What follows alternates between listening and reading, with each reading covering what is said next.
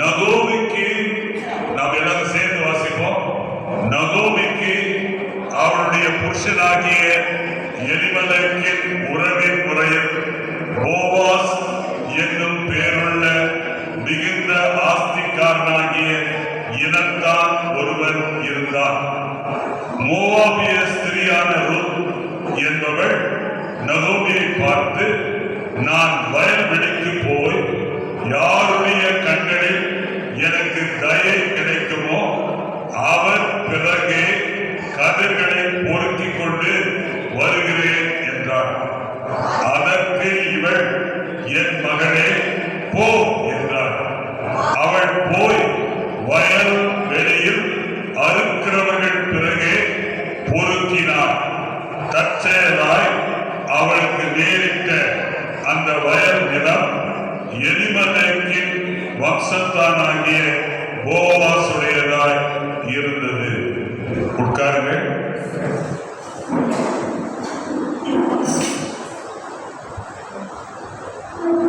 இன்றைக்கு நாம் 3 வசனங்களில் அடங்கியிருக்கிற சத்தியங்களை நாம் பார்க்க இருக்கிறோம்.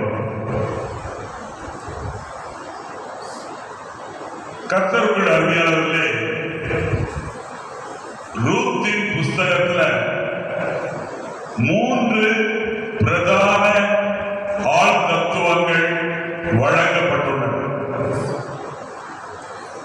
முதலாவதாக நாம் பார்க்கிற நபர் நகோமி. நகோமியினுடைய வாழ்க்கையை பார்க்கும் பொழுது நகோமி ஒரு பின்மாற்றம் அடைந்த ஒரு விசுவாசியினுடைய நிழற்படமாக காணப்படுகிறார். நகோமியை குறித்து 1ஆம் அதிகாரத்தில் நாம் வாசிக்கும் பொழுது, நகோமி இஸ்ரவேல் தேசத்துல பஞ்சம் உண்டான போது அவள் யூதாவில் இருக்கிற பெத்லெகேம் ஊரிலிருந்து போகக்கூடாத ஒரு இடத்துக்கு சென்றார். அதுதான் மோவாப் தேசம். கர்த்தருடைய ஆசீர்வாதத்தின் சமூகத்திலிருந்து நகோமி விலகி அலைந்து திரிந்து தான் செய்த பாவங்களுக்காக பயங்கரமான கிரயத்தை அவள் செலுத்தினதை 1ஆம் வசனம் 1ஆம் அதிகாரம் நமக்கு சித்தரிக்கிறது. ஆனால் முடிவிலே அவள் ஆசீர்வாதத்தின் இடத்துக்கு திரும்பி வருகிறார். ஆமென், அல்லேலூயா. அதுதான் நம்ம 21:6 வாசிக்கிறோம். அவள் மோவாப் தேசத்திலே கேள்விப்பட்டார். என்ன கேள்விப்பட்டார்? கர்த்தர் தம்முடைய ஜனங்களை சந்தித்து அவர்களுக்கு ஆகாரம் அருளினார் என்று அவள் மோவாப் தேசத்தில் கேள்விப்பட்டு தன் மருமகனோட கூட மோவாப் தேசத்திலிருந்து திரும்பி வரும்படி எழுந்தாள் என்று நாம் பார்க்கிறோம். அப்போ நம்ம என்ன புரிந்து கொள்கிறோம்? முடிவிலே முடிவில ஆசீர்வாதத்தின் இடத்துக்கு அவள் திரும்பி வந்ததை இந்த முதல் அதிகாரம் நமக்கு காட்டுகிறது. கர்த்தருக்குள் அருமையானவர்களே, கர்த்தருடைய காரியங்களின் மேல் நாம் நம்முடைய முதுகை நாம் திருப்பினோம். ஆனால் நகோமியை போல மீண்டும் நாம் பெத்லெகேம் என்கிற ஊருக்கு, ஆசீர்வாதத்தின் இடத்துக்கு திரும்பி வரக்கூடிய ஒரு தீர்மானத்துல இன்றைக்கு நமக்கு முன்மாதிரியாக நகோமி ஒரு நம்பிக்கையின் பாடமாய் இருக்கிறாள் என்பதை நான் உங்களுக்கு சொல்ல ஆசைக்கிறேன். இந்த ரூத் புத்தகத்துல நாம் சந்திக்கிற இன்னொரு நபர், இன்னொரு முக்கியமான நபர் யார் என்றால் போவாஸ். முதல் வசனத்துல வாசிக்கிறோம், நகோமிக்கு அவருடைய புருஷன் எலிமெலேக்கின் உறவின் முறையில போவாஸ் என்னும் பேருள்ள மிகுந்த ஆஸ்திகாரனாகிய இனத்தான் ஒருவன் இருந்தார். இந்த போவாசினுடைய வாழ்க்கையை பார்க்கும் பொழுது, போவாசினுடைய குணங்களை நாம் பார்க்கும் பொழுது, அவன் ஆண்டவராகிய இயேசு கிறிஸ்துவுக்கு நிழற்படமாய் இருக்கிறான். மூன்றாவதாக இந்த அதிகாரத்துல நாம் பார்க்கிற மூன்றாவது நபர் யார் என்றால், மூன்றாவது பிரதான குணச்சித்திர பாத்திரமாய் விளங்கக்கூடிய ஒரு பெண் யார் என்றால் மோவாப் தேசத்து பெண்ணாகிய ரூத். இந்த ரூத் ஒரு புற ஜாதி பெண். இவள் ஒரு இளம் பெண், ஒரு புற தேசத்தை சேர்ந்தவள். ஆனால் ரூத்துடைய வாழ்க்கையில நாம் பார்க்கிறோம், நகோமியின் மூலமாக ரூத் உண்மையான தெய்வம் யார் என்பதை கண்டுபிடித்தார். அல்லேலூயா. அது மாத்திரமல்ல, ரூத் என்ன செய்தார் என்றால் அந்நிய தெய்வ வணக்கத்திலிருந்து மனம் மாறினார். அல்லேலூயா. அது மாத்திரமல்ல, கர்த்தருடைய காரியங்களை கற்றுக்கொள்ள துவங்கினார். கர்த்தருடைய காரியங்களை கற்றுக்கொள்ள துவங்கினார். ஏனென்றால் என்றைக்கு அவள் மனம் திரும்பினாளோ, என்றைக்கு அவள் அந்நிய தெய்வங்களை விட்டுவிட்டாளோ, என்றைக்கு அவள் உலக பிரகாரமான வாழ்க்கையை விட்டு திரும்பினாளோ, அன்றிலிருந்து கர்த்தருடைய காரியங்களில் வளரக்கூடிய ஒரு இளம் கிறிஸ்தவனுக்கு ஒப்பானார்.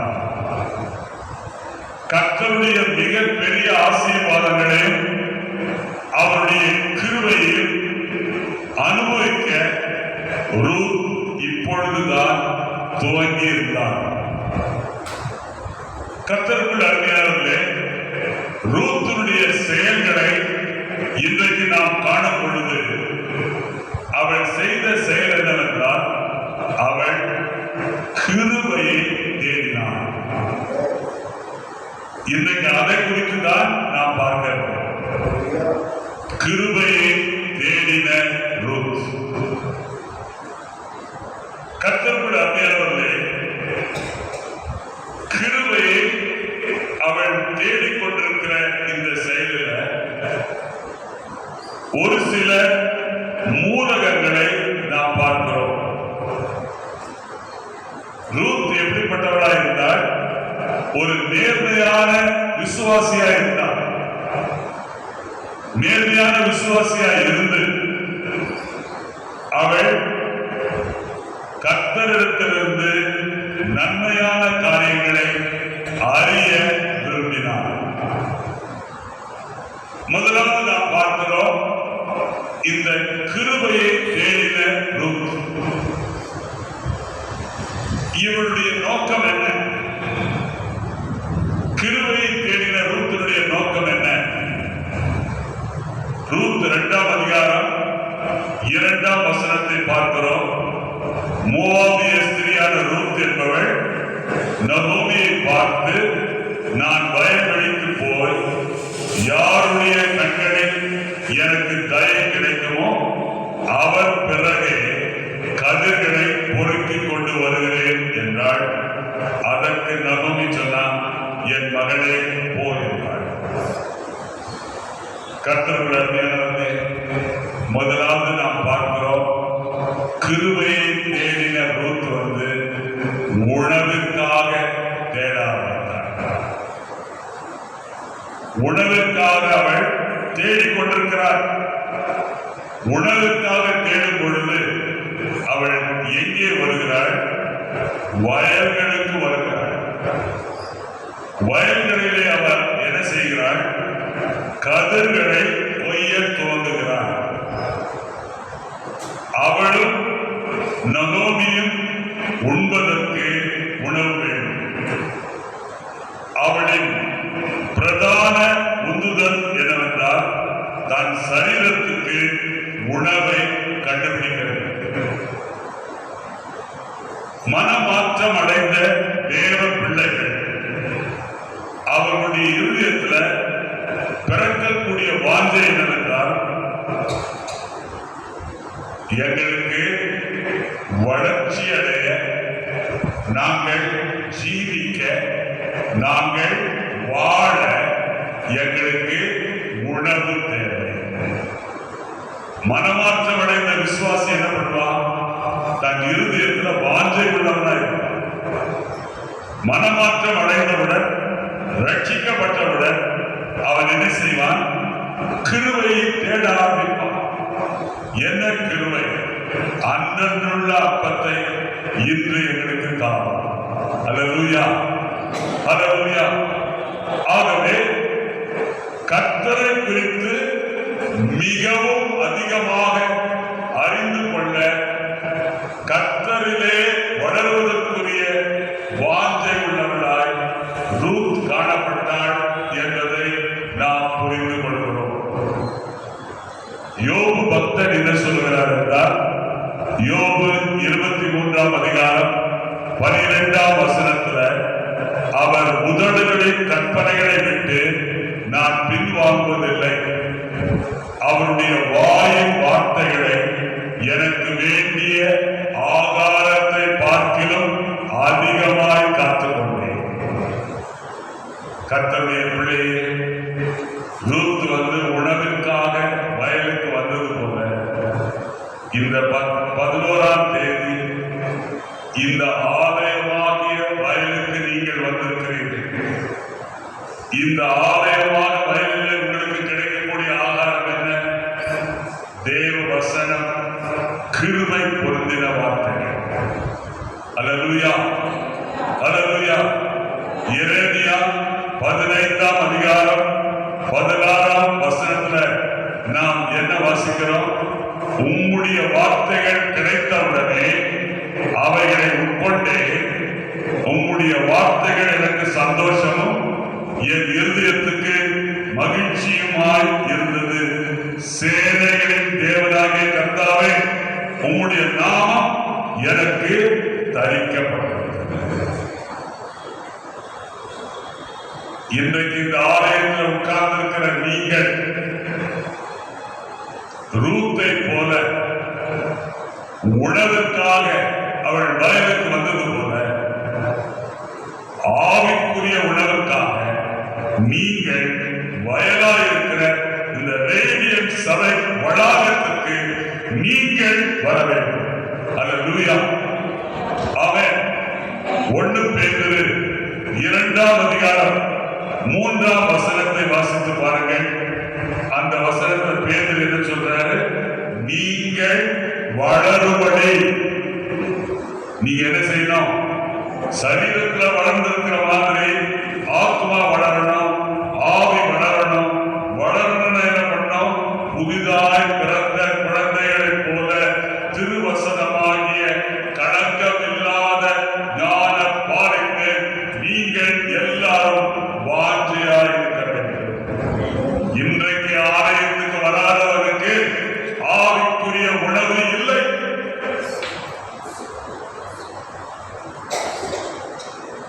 அதனால்தான் எரேமியா சொல்றாரு, உம்முடைய வசனம் கிடைத்தவுடனே அவைகளை என்ன பண்ண? உட்கொண்டே. அவைகளின் இருதயத்துக்கு எப்படி இருந்துச்சு? மகிழ்ச்சியா இருக்கு. ஆகவே இன்றைக்கு விசுவாசி தன்னுடைய வாழ்க்கையில வளர்ச்சியை காணணும்னா என்ன செய்யணும்? தேவ வசனத்துல ஞாயிற்றுக்கிழமை தோறும், புதன்கிழமை தோறும், சனிக்கிழமை தோறும் பங்கேற்க வேண்டும். தேவ வசனத்துல பங்கேற்காத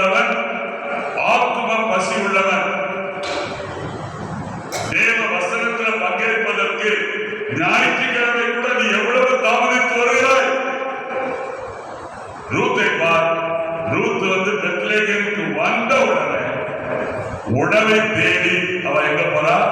வயலுக்கு போகிறார். அல்லேலூயா.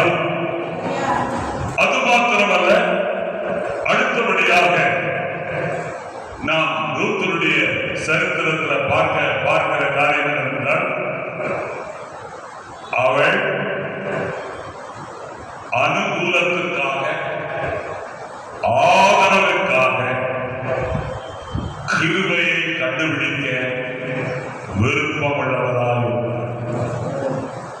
அவள் அனுகூலத்துக்காக, ஆதரவுக்காக, கிருபையை கண்டுபிடிக்க விருப்பம் உள்ளவராக.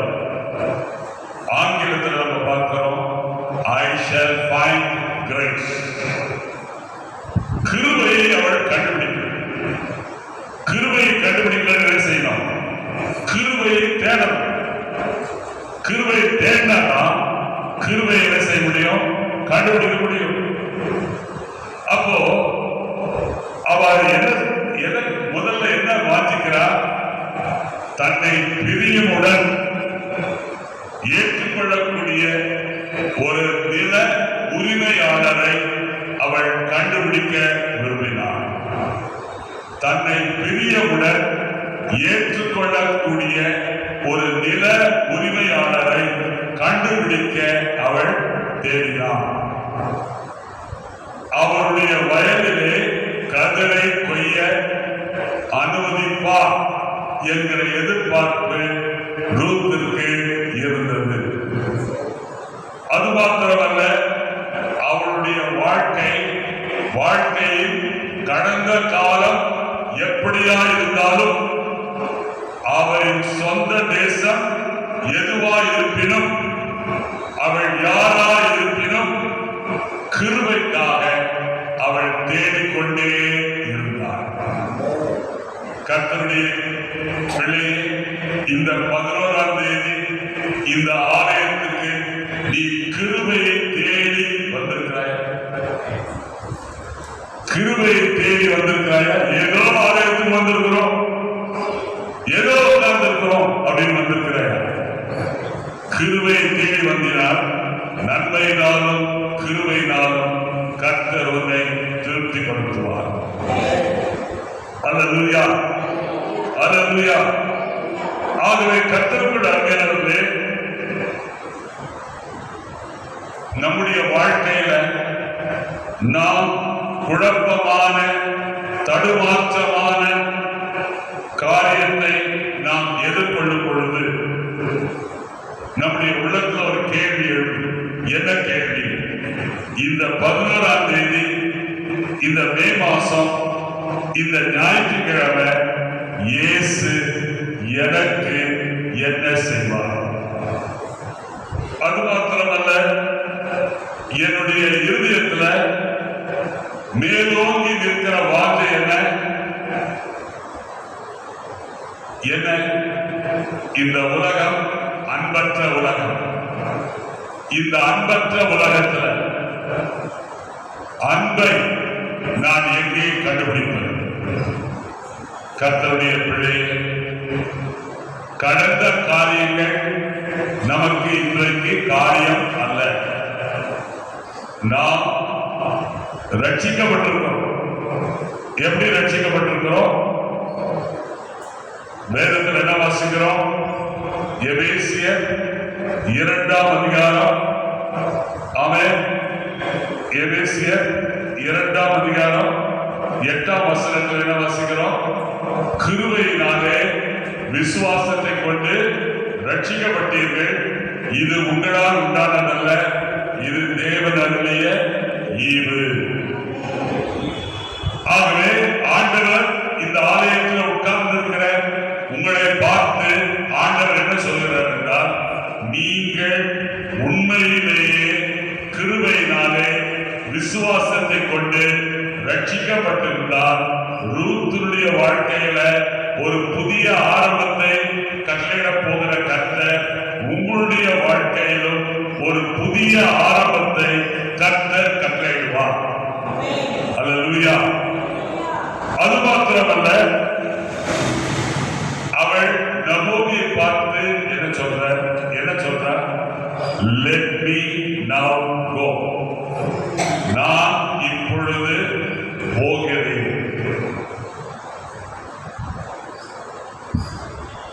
ஏன்னா நான் தேட போகிற உணவு, நான் அந்த உணவை கண்டுபிடிக்கணும். அந்த காரியம் என் வாழ்க்கையில நிறைவேறும். நான் தேடுகிற கிருபை, நான் தேடுகிற தயவு என் வாழ்க்கையில நிறைவேறணும். ஆகவே நிறைவேறுகிற வரைக்கும் நான் கிருபையை தேடுவேன், நான் தயவை தேடுவேன். அல்லேலூயா. ஆகவே அவ என்ன சொன்னா, நான் போய் அவர் பிறகே கதிர்களை பொறுக்கி கொண்டு வருகிறேன். ஆமென். அல்லேலூயா. அவர் சொன்ன கருத்து என்ன? நான் போய் அவர் பிறகே கதிர்களை பொறுக்கி கொண்டு வருகிறேன் அப்படின்ற வார்த்தையை நம்ம இந்த 2ஆம் அதிகாரத்தை பார்ப்போம். அதனுடைய அர்த்தம் என்ன? நகோமியே, என் மாமியே, நான் உனக்கு இன்று முதல் ஆசீர்வாதமாய் மாற விரும்புகிறேன். I want to become Naomi. I want to become a blessing to you. நான் இந்த வீட்டுக்கு விளக்கா இருக்கணும், இந்த பூமிக்கு உப்பா இருக்கணும், நான் இந்த உலகத்துக்கு வெளிச்சமா இருக்கணும், நான் போகிற சபைக்கு தூணா இருக்கணும். ஆகவே நகோமி கிட்ட ரூத் என்ன சொல்றா? நான் போய் அவர் பிறகு கதிர்களை பொறுக்கி கொண்டு வருகிறேன். நகோமிக்கு என்ன சொல்றா ரூத்? நான் உனக்கு முதலாவது ஆசீர்வாதமாய் இருக்க விரும்புகிறேன். அன்பான சகோதரி சகோதரி, உனக்கு இந்த வார்த்தை இருக்குதா? நான் வீட்டுக்கு, குடும்பத்துக்கு, திருச்சபைக்கு ஆசீர்வாதமா இருக்கணும். அந்த வார்த்தை உள்ளத்துல இருந்தா சிந்தித்துப்பா. அல்லேலூயா. ஆகவே கர்த்தருக்குள் அருமையானவர்களே, இந்த ரூத் எப்படி இருக்கிறா? ஒரு புதிய விசுவாசியின் நிழற்படமாய் இருக்கிறார். புதிய விசுவாசி என்ன செய்வான்? தான் ரட்சிக்கப்பட்டவுடன் கர்த்தருக்காக ஏதோ ஒரு புதிய காரியத்தை செய்ய விரும்புவான். அல்லேலூயா. உதாரணத்துக்கு உங்களுக்கு நான் காமிக்கிற பாருங்க. மார்க் எழுதின சுவிசேஷம் பாக்குறீங்களா? பைபிள் தரது பாக்குறீங்களா? சும்மா பைபிள் வச்சு உட்காந்துறீங்களா? மார்க் 5ஆம் அதிகாரம் 18ஆம் வசனத்தை பாருங்க. அப்படியே அவர் படவில் ஏறுகிற பொழுது பிசாசு பிடித்திருந்தவர் அவரோட கூட இருக்கும்படி தனக்கு உத்தரவு கொடுக்க அவரை வேண்டிக் கொண்டார். இயேசு அவனுக்கு உத்தரவு கொடாமல், நீ உன் இனத்தாரிடத்துல உன் வீட்டுக்கு போய் கர்த்தர் உனக்கு இறங்கி உனக்கு செய்தவைகள் எல்லாம் அவர்களுக்கு அறிவி என்று சொன்னான். அவன் செய்தானா? செய்தான். 20ஆம் வசனத்தில் என்ன வாசிக்கிறோம்?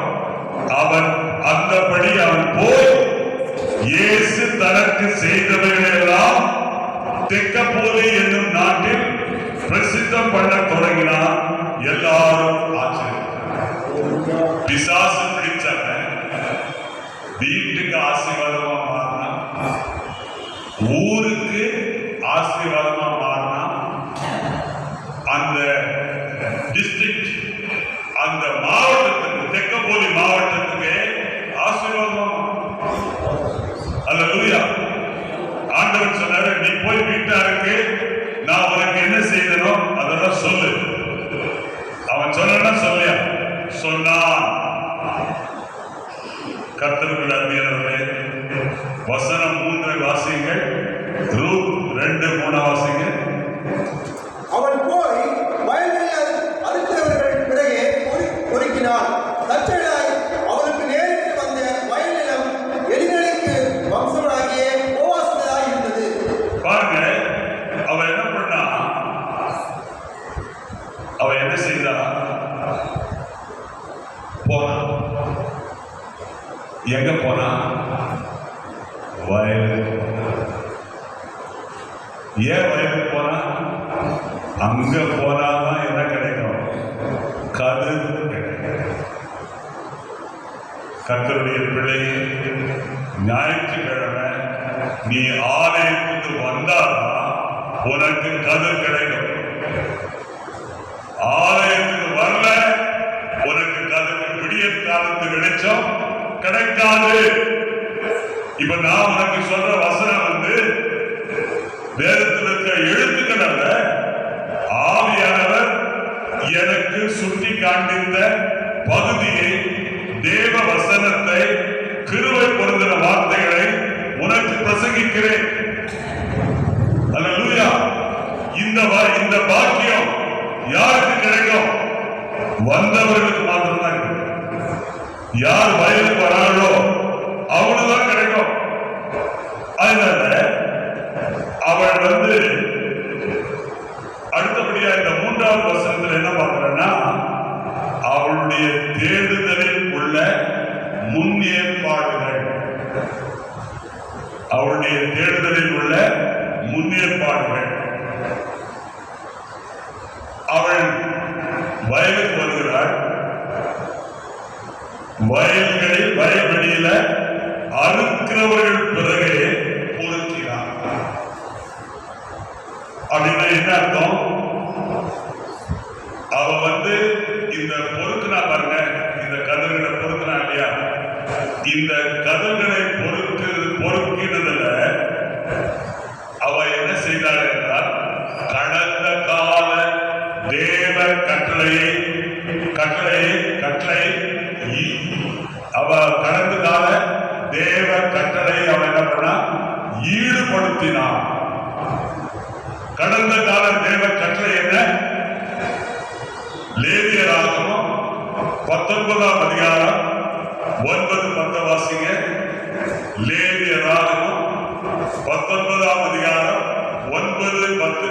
அப்பொழுது கர்த்தர் மோசேயை நோக்கி, பேசும்போது ஜனங்கள் கேட்டு, நீங்கள் தேசத்தின் பயிரை அறுக்கும்போது, லேவியராகமம் 19:9, நீங்கள் தேசத்தின் பயிரை அறுக்கும்போது உன் வயலின் ஓரத்தில் இருக்கிறதை தீர அறுக்காமலும் சிந்தி கிடைக்கிற கதிர்களை பொறுக்காமலும் உன் திராட்சை தோட்டத்துல பின் அறுப்பை அறுக்காமலும் அதிலே சிந்தி கிடைக்கிற பழங்களை பொறுக்காமலும் அவைகளை எளியவனுக்கும் பரதேசிக்கும் விட்டு விடுவாயாக. நான் உங்கள் தேவனாக இருக்கிறேன். இந்த கட்டளை அவள் அறியாமல் என்ன பண்ணா? ஈடுபடுத்தினாள். கட்டளை என்ன? தீர அறுக்கக்கூடாது. வயலின் ஓரத்தில் இருக்கிறது தீர அறுக்கக்கூடாது. கட்டளை என்ன? சிந்தி கிடக்கிற கதிர்களை வயலுக்கு சொந்தக்காரன் பொறுக்கக்கூடாது. அதை யாருக்கு விட்டுடணும்? எளியவனுக்கும் பரதேசிக்கும் விதவைக்கும். அல்லேலூயா, அல்லேலூயா, ஆமென், ஆமென். கர்த்தருடைய பிள்ளையே, இன்றைக்கு கர்த்தர் உன்னை கவனித்துக் கொண்டே இருக்கிறார். ஆமென், அல்லேலூயா. ஆண்டவர் ரூத்துடைய வாழ்க்கையில எப்படி கிரியை செய்தார்? இந்த 11ஆம் தேதி உனக்கு ரூத்தை போல ஒரு தேவை இருக்கிறது. ஆகவே ஆண்டவர் என்ன பண்ணாரு? அந்த தேவைக்காக அவர் ஏற்கனவே இந்த ரேடியன் திருச்சபையில முன்னேற்பாடுகளை அவர் ஏற்கனவே செய்து வைத்திருக்கிறார். அல்லேலூயா. அறுக்கும் போது ஓரத்தில் இருக்கிற கதிரிலிருந்து கதிர்கள் சிந்தும். அந்த சிந்துகிற கதிர்களை போவாஸ் என்ன செய்வான்? பொறுக்கிக் கொள்ள விட்டுடுவான். அப்போ ரூத் என்ன செய்யணும்? சிந்தி கிடைக்கிற கதிர்களை அவன் என்ன செய்யணும்? பொறுக்கி அதை அதை உணவை தயாரித்து அதை உண்டு விரல் உள்ளவர்களாய் புஷ்டியாய் இருக்கும். அல்லேலூயா, அல்லேலூயா. ஆகவே ஆண்டவர் தேவன் உன்னுடைய வாழ்க்கையில, என்னுடைய வாழ்க்கையில, ரூத்துடைய வாழ்க்கையில கிரியை செய்து கொண்டே இருக்கிறார். அல்லேலூயா, அல்லேலூயா. ஆவே ஏன் கிரியை செய்தார்னா, கர்த்தர் உன்னை உலக தோற்றத்துக்கு முன்னாலேயே தெரிந்து கொண்டார். ஆமென். எபேசியர் 1 4 பாருங்க. எபேசியர் 1:4. தமக்கு முன்பாக நாம் அன்பில் பரிசுத்தம் உள்ளவர்களும் குற்றம் இல்லாதவருமாய் இருப்பதற்கு அவர் உலக தோற்றத்துக்கு முன்னாலேயே கிறிஸ்துவுக்குள் நம்மை என்ன பண்ணாரு? தெரிந்து கொண்டபடியால் கர்த்தர் என்ன பண்ணிக்கிறாரு? இந்த வயல்ல கர்த்தர் பொறுக்கிக் கொள்வதற்கு கதிர்களை சிந்த வைத்திருக்கிறார் என்பது உண்மை. அல்லேலூயா, அல்லேலூயா. ஆகவே கர்த்தருடைய பிள்ளை இந்த சிந்தி கிடைக்கிற கதிர்களை பொறுக்கிக் கொள்ள ஞாயிற்றுக்கிழமை தோறும் தவறாமல் இந்த ஆலயத்துக்கு வருவாயா? அல்லேலூயா. ஒரு சிந்தி கிடக்கிற கதிர்கள் எப்படிப்பட்டவைகள்? கிருபையின் உணவு. சிந்தி கிடக்கிற கதிர்கள் நீ விதைத்ததல்ல, நீ அறுத்ததல்ல, தானாய் சிந்தி கிடக்கிறது. ஆகவே அதை பொறுக்கிக் கொள்வதற்கு உனக்கு உரிமை உண்டு. ஏன் உரிமை உண்டு? நீ அந்த வயலுக்குள்ள பிரவேசிக்கும் பொழுது தேவன் ஏற்கனவே தான் கொடுத்த கட்டளையின் பிரகாரம் உனக்கு ஏற்கனவே கர்த்தர் என்ன பண்ணி வச்சிருக்கிறாரு? முன்னேற்பாடுகளை செய்திருக்கிறார். அல்லேலூயா. உன்னுடைய வேலை என்ன? மடிய விரிச்சி என்ன பண்ணோம்? கீழே இருக்கிற எல்லா கதிர்களையும் மடியில சேர்த்துக்கிட்டு வீட்டுக்கு கொண்டு போகும். வெறுமையா இருக்கிறவர்களுடைய வீடு, வெறுமையா இருக்கிறவனுடைய வாழ்க்கை நிரப்பட்டும். ஆமென். அல்லேலூயா. அது மாத்திரமல்ல, கர்த்தருடைய பிள்ளை வசனத்துல வாசிக்கிறோம். அவ என்ன பண்ணா?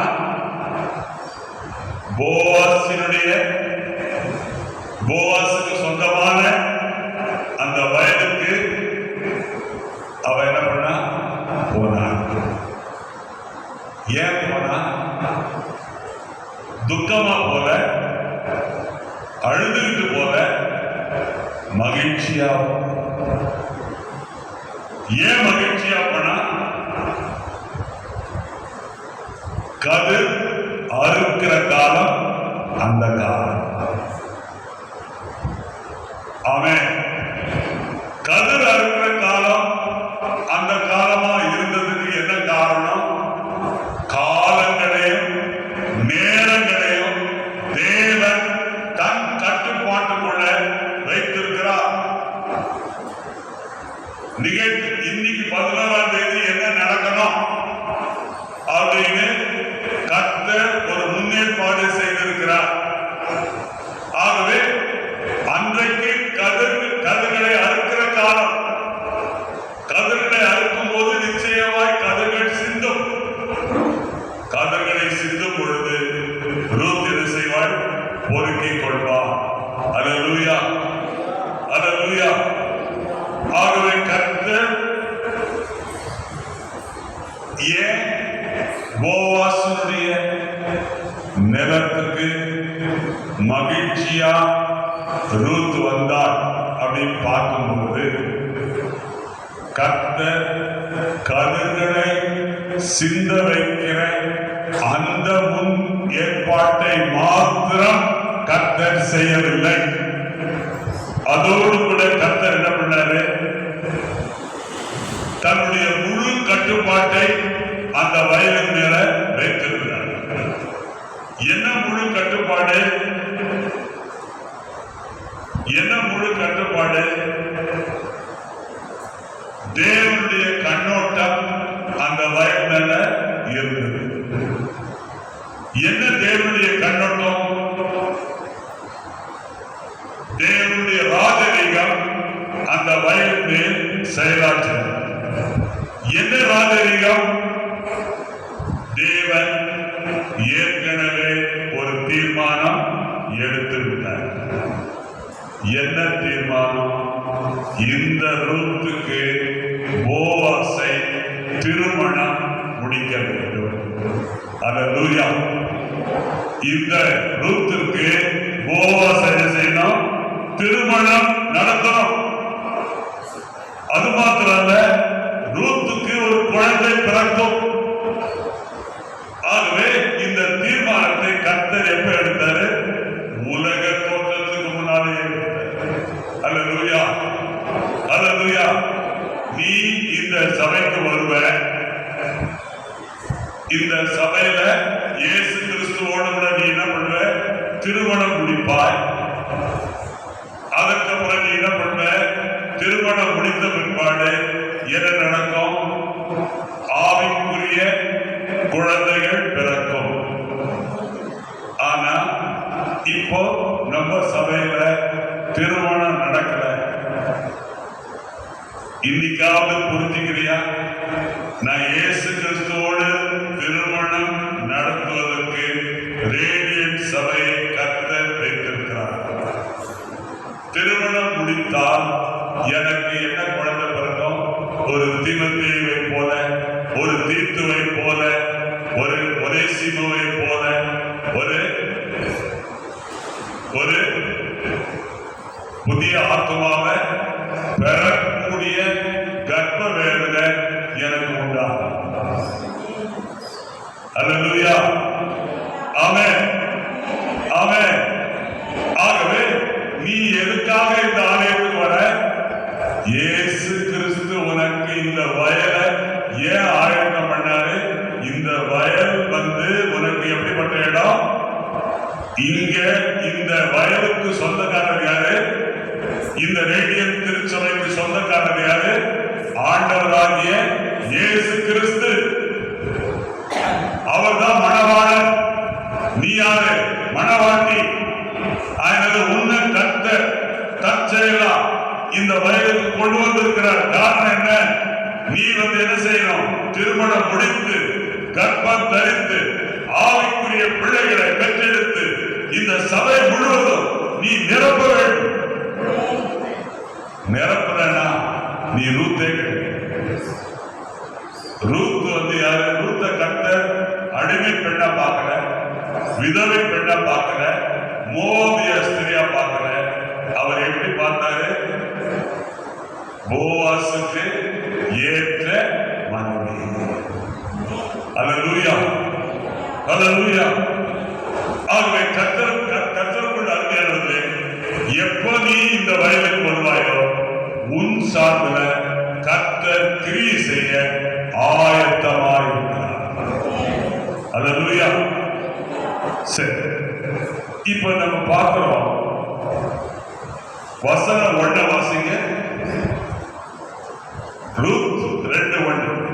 நகமியாவுக்கு அவருடைய புருஷனாகிய எலிமெலேக்கின் உறவின் முறையிலே போவாஸ் என்னும் வேறுள்ள மிகுந்த ஆஸ்திகாரனாக இடத்தான் ஒருவன் இருந்தான். அல்லேலூயா, ஆமென், ஆமென். இப்போ ரூத் வயலுக்கு இருக்காங்க வந்தா உணவை தேடி. ஆனா அந்த வயலுக்கு யார் சொந்தக்காரர்? போவாஸ். அந்த வயலுக்கு யார் சொந்தக்காரங்க? போவாஸ். ஆமென், அல்லேலூயா, ஆமென். அப்போ அவர் தேடினது எதுக்காக? கதிர்களுக்காக, உணவுக்காக. ஆனா தேவன் என்ன செய்ய போறாரு? ரூத்துக்கு ஒரு மனிதனை அறிமுகப்படுத்த போகிறார்.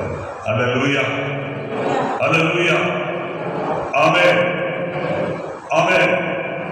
உணவை கண்டுபிடிக்க சென்றவனுக்கு கர்த்தர் கர்த்தர் என்ன செய்தார்? ஒரு புதிய குடும்பத்தை தேவன் ரூத்துக்கு அருளப் போகிறார். ஆமென். ஹல்லேலூயா, ஹல்லேலூயா. ஆகவே வயலுக்கு நீ எதுக்காக வர? ஆண்டவர் என்ன சொல்றாரு? ஆபகுக் 2ஆம் அதிகாரம் 3ஆம் வசனத்தில் என்ன வாசிக்கிறோம்? குறித்த காலத்துக்கு தரிசனம் இன்னும் வைக்கப்பட்டிருக்கிறது, அது பொய் சொல்லாது, அது தாமதித்தாலும் அதற்கு காத்திரு, அது நிச்சயமாய் வரும். ஆகவே ஆண்டவர் இந்த திருச்சபைக்கு உன்னை ஏன் கொண்டு வந்திருக்கிறார்? உன்னை கர்த்தர் ஒரு ஆவிக்குரிய குடும்பமாய் மாற்ற. இந்த குடும்பத்தில் தான் இயேசு பிறக்கிறார். ஓபேத் இந்த குடும்பத்தில் பிறக்கிறான். ஓபேதிலிருந்து ஈசாய் பிறக்கிறான். ஈசாயிலிருந்து தாவீது பிறக்கிறான். தாவீதின் சந்ததியில இயேசு பிறந்தார். அல்லேலூயா. ஆகவே கர்த்தர் உன்னை இங்க ஏன் கொண்டு வராரு? ரூத் தனியா வந்தா கர்த்தர் அவனுக்கு ஒரு தரிசனம் வச்சிருந்தார். என்ன தரிசனம்? நீ குடும்பமா மாறணும். நீ உணவை தேடி வருகிறாய், ஆனால் நீ தேட வந்தது உணவை மாத்திரமல்ல, ஒரு நபரை தேடுகிறாய். அந்த நபர் தான் நான் உனக்கு முன் குறித்திருக்கிற போவாஸ். அல்லேலூயா. வசனம் சொல்லுது, அவன் ஒரு உறவினன். அந்த வசனம் அப்படிதான் சொல்லுங்க. பாருங்க அந்த வசனம் ஒன்னா வசனத்தை வாசிங்க. நெகேமியாவுக்கு அவருடைய புருஷனாகிய எலிமெலேக்கின் உறவின் முறையில் போவாஸ் பாருங்க, அந்த வசனம் ரொம்ப முக்கியம். நம்ம கடற்கடன் வாசிக்கிறோம், ஆனா அதுல நீங்க நிறுத்தி வாசிக்கும் பொழுது பாத்தீங்கன்னா உறவின் முறையா, ஆங்கிலத்தில் என்ன போட்டுங்கன்னா கிட்ஸ் மேன் அப்படின்னு போட்டு, உறவின் முறையா, உறவின் முறையா. இன்னொரு வார்த்தையில சொல்லப்போனா இனத்தான். உறவின் முறையா, இனத்தான். இவன் தான் யாருக்கு தேவைப்படுபவன்? ரூத்துக்கு தேவைப்படுபவன். அல்லேலூயா, அல்லேலூயா. ஆகவே கர்த்தருக்குள் அருமையானவர்களே, தேவனுடைய முன்னேற்பாட்டின்படி, நியாயப்பிரமாண சட்டத்தின்படி விதவைகளுக்கு உறவின் முறையானாக மீட்பனாக செயல்பட தகுதி உள்ளவன் யார் என்றால் போவாஸ். அல்லேலூயா, அல்லேலூயா. கர்த்தருக்குள் அருமையானவர்களே, பிலிப்பியர் 2ஆம் அதிகாரம் 5ஆம் வசனத்தை வாசியுங்கள். பிலிப்பியர் 2:5.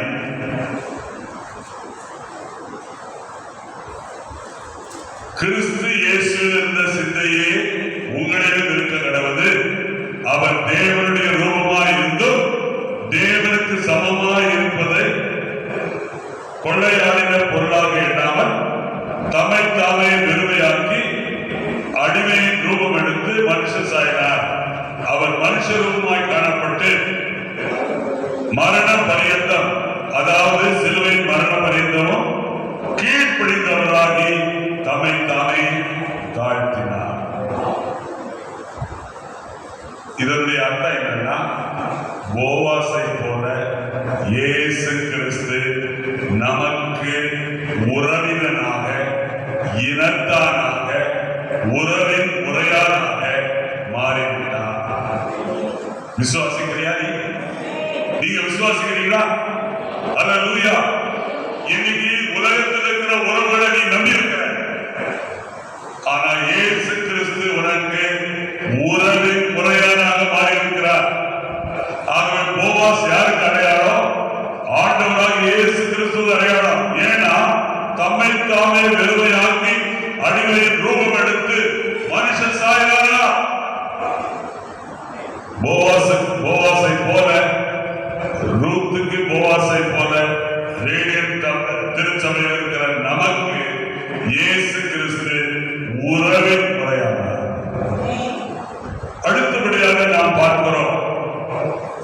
இந்த முதல் வசனத்துல ரூத் 2ஆம் அதிகாரம் முதல் வசனத்துல வாசிக்கிறோம். முதல் வசனம் இல்ல, முதல் வசனம், போவாஸ் என்னும் பேருள்ள மிகுந்த ஆஸ்திக்காரனாகிய இருந்தான். அப்போ போவாஸுக்கு என்ன இருந்தது? ஆஸ்திகள் இருந்தது, மிகுந்த ஆஸ்திகள். மிகுந்த ஆஸ்திகள் என்ன அர்த்தம்? இந்த ரூத்தை மீட்டுக் கொள்ளக்கூடிய எல்லா ஆஸ்தியும், இந்த மீட்பின் பணியை நிறைவேற்றக்கூடிய எல்லா தேவைகளும் போதுமானதாக யாரிடத்தில் இருந்தது? போவாஸ் இடத்தில். கர்த்தருடைய பிள்ளையே, நாம் அவருக்குள் நீதியாகும்படிக்கு பாவம் அறியாத அவரை நமக்காக பாவம் ஆக்கினார். ஆகவே நம்மை மீட்டுக் கொள்ளக்கூடிய எல்லா காரியங்களும் ஆஸ்திக்காரனாய் இருக்கிற இயேசுவினிடத்தில் உண்டு. எப்படி போவாசினிடத்துல மிகுந்த ஆஸ்தி இருந்ததோ, அதே மாதிரி நமது ஆண்டவராகிய இயேசு கிறிஸ்துவினிடத்தில் என்ன உண்டு? மிகுந்த ஆஸ்தி உண்டு. ஏசாயா 53:4 என்ன வாசிக்கிறோம்? ஏசாயா 53:4 பாருங்க. மெய்யாகவே அவர் நம்முடைய பாடுகளை ஏற்றுக்கொண்டு நம்முடைய துக்கங்களை சுமந்தார். நாமும் தேவனால் அடிபட்டு வாதிக்கப்பட்டு சிறுமைப்பட்டவர் என்று எண்ணினோம். நம்முடைய மீறுதல் நிமித்தம் அவர் காயப்பட்டு நம்முடைய அக்கிரம நிமித்தம் அவர் நொறுக்கப்பட்டார். நமக்கு சமாதானத்தை உண்டு பண்ணும் ஆக்கினை அவர் மேல் வந்தது. அவருடைய தழும்புகளால் குணமாகிறோம். ஆமென். ஆகவே கர்த்தருடைய அருமையானவர்களே, ஆண்டவர் உமேல இன்றைக்கு அன்பு வைத்திருக்கிறார். போவாஸ் ரூத்தின் மேல என்ன பண்ணா? அன்பு வச்சான். அந்த அன்பினால அவன் என்ன பண்ணான்? ரூத்தை மீட்டுக் கொண்டான். தேவன் தம்முடைய ஒரே பேரான குமாரனை விசுவாசிக்கிறவர் எவனோ அவன் கெட்டு போகாமல் நித்திய ஜீவனை அடைபடுத்தி அவரை தந்தருளி இவ்வளவாய் உன்மேல் என்மேல் எல்லார் மேலும் அன்பு கொண்டார். அல்லேலூயா, அல்லேலூயா. கர்த்தருடைய பிள்ளை, இன்றைக்கு நீ வயலுக்கு வந்திருக்கிறாயா? 3ஆவது வசனத்தை வாசிக்கிறது. அவன் போய் வயல்களை அறுக்கிறவருக்கு பிறகே பொறுப்பினான். தற்செயலாய் அவளுக்கு நேரிட்ட அந்த வயலிடம் எல்லைக்கின் வம்சத்தானாகிய போவாஸ் உள்ளதாய் இருந்தது. அல்லேலூயா, அல்லேலூயா. அது மாத்திரமல்ல, நாம் பார்க்கிறோம் போவாஸ் என்கிற வார்த்தைக்கு என்ன அர்த்தம்? போவாஸ் என்றால் என்ன அர்த்தம்? பலம் உள்ளவன்.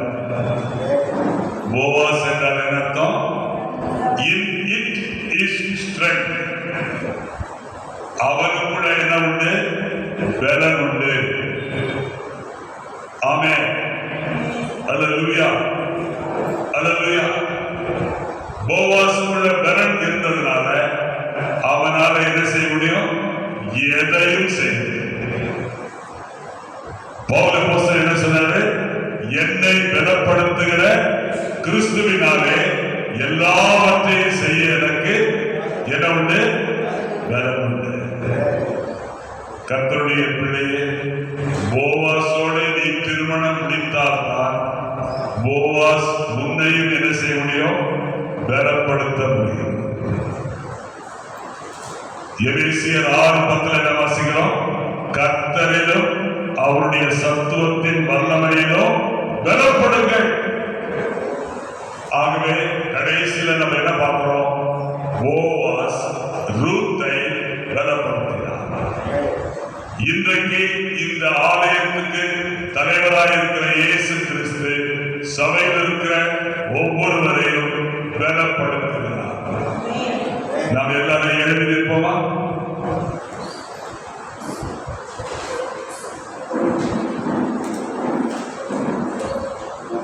நாம் எல்லாரும் எழுந்திருப்போம். எல்லாரும் இந்த ஜெபத்தை செய்வோம். பிதாவாகிய தேவனே, இன்றைக்கு நாங்கள் கேட்ட சத்தியத்தின்படி ரூத் கிருபையை தேடினார். நாங்களும் இந்த 11ஆம் தேதி கிருபையை தேடி இந்த ஆலயத்துக்கு வந்திருக்கிறோம். தகப்பனே, எங்கள் ஒவ்வொருவருக்கும் நல்ல ஆவிக்குரிய உணவை இந்த சபையிலே வைத்திருக்கிறேன். ரூத் கதிர்களை பொறுக்கினது போல நாங்களும் பொறுக்கிக் கொள்ள வந்திருக்கிறோம். ஆனால் நீர் எங்களுக்கு இந்த சபையில ஒரு தரிசனத்தை வைத்திருக்கிறேன். நாங்கள் தனிமையாக அல்ல, குடும்பமாய் வாழ வேண்டும். குடும்பமாய் வாழ்வது மாத்திரமல்ல, பிள்ளைகளை பெற்றெடுக்க வேண்டும். அல்லேலூயா. அது மாத்திரமல்ல, ஆண்டவரே, எங்கள் வாழ்க்கையில தொடர்ந்து கர்த்தர் கிரியை செய்வார். நாங்கள் எதிர்பார்க்கிற எல்லா காரியமும் இயேசு கிறிஸ்துவினிடத்தில் உண்டு. அதை அவர் எங்களுக்கு செய்வார். எங்களுக்கு முன்னேற்பாட்டை செய்து வைத்திருக்கிறார். அது மாத்திரமல்ல, பலவீனமான எங்களை பலப்படுத்த போவாசை போல இயேசு கிறிஸ்து பலனுள்ளவராயிருக்கிறார். அல்லேலூயா. அதற்காகவே எங்களை நீ இந்த ஆலயத்துக்கு இன்றைக்கு கொண்டு வந்திருக்கு. நாங்கள் ஆசீர்வதிக்கப்பட ரூத்தை போல நாங்கள் வீட்டுக்கு, சமுதாயத்துக்கு, தெருவிற்கு, ஊருக்கு, திருச்சபைக்கு ஆசீர்வாதமாய் மாற நீர் எங்களை தெரிந்து கொண்டீர்.